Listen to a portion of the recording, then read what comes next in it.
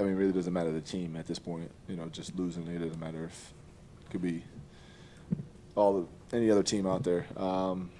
Losing in the playoffs is always tough, no matter who it is. And been in this league a long time, so you realize how hard it is to make it back here. We had to win, 7 straight, 6 straight, whatever the hell it was, to get back to this point. Not to mention the roster changes every season, so it's always tough.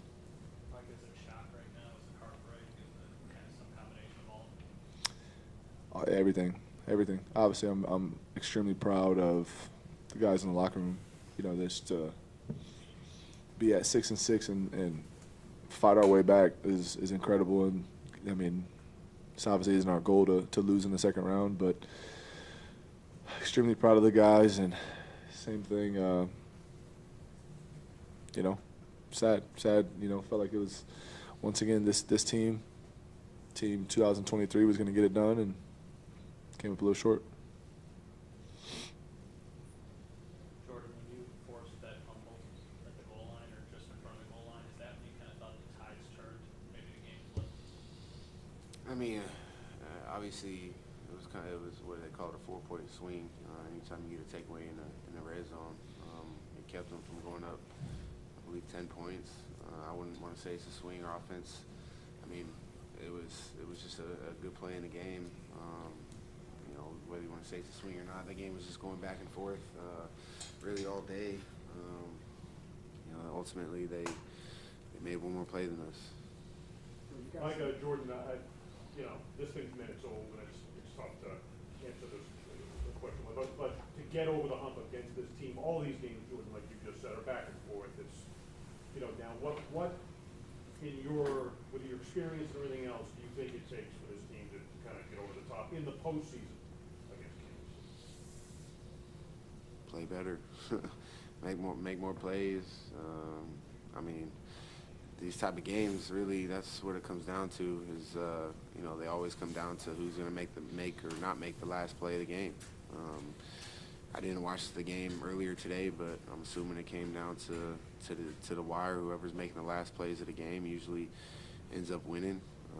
And we just, defensively, we didn't make enough plays to help our offense and put them in good field position to help them out. You guys were able to get some stops on there in the second half. What adjustments did you guys make in that second half to get those necessary stops to get the offense back to ball? I mean, just going out there basically saying, they were driving at will on us. Our offense was driving at will on them. We had to find a way to get a couple stops in the second half. Obviously, Jay Poe's huge play in the red zone, taking off points, and then 3 and out. After we thought we had a 3 and out, another 3 and out. So we just had to say enough is enough and had to get it done. How tough is it for you two guys? For 7 years, probably, I would say, the best safety tandem that I've ever seen in your 30 years covering the girls. How tough is it? I mean, just lost in the playoffs to a team that that's kicked us out. I think this is the 3rd time they've got us out of the playoffs. I mean, it's tough. We work so hard throughout the season to fight and claw back. Our backs against the wall. Everybody doubting us midway through the season, and we get here, and I mean, just that close. It is tough. It's something to learn from for sure, and it's tough. Jordan, what do you have to say about playing alongside 23 Johnson? How much time do we got? I mean, just my brother, man, my teammate, man, my right-hand man, dude. I just learned so much football from him, and coming in here in 2017, I just remember him being in Green Bay and him wearing 33, and I wore 33 in Cleveland, and our special teams coach used to always say that I played like Micah Hyde, and so I'd always watch him playing. Every time Green Bay's playing, I'm like 33, and then we met the year before we came out here. It was just it's surreal that we're 7 years later, even be considered the top safety duo in your 30 years of covering.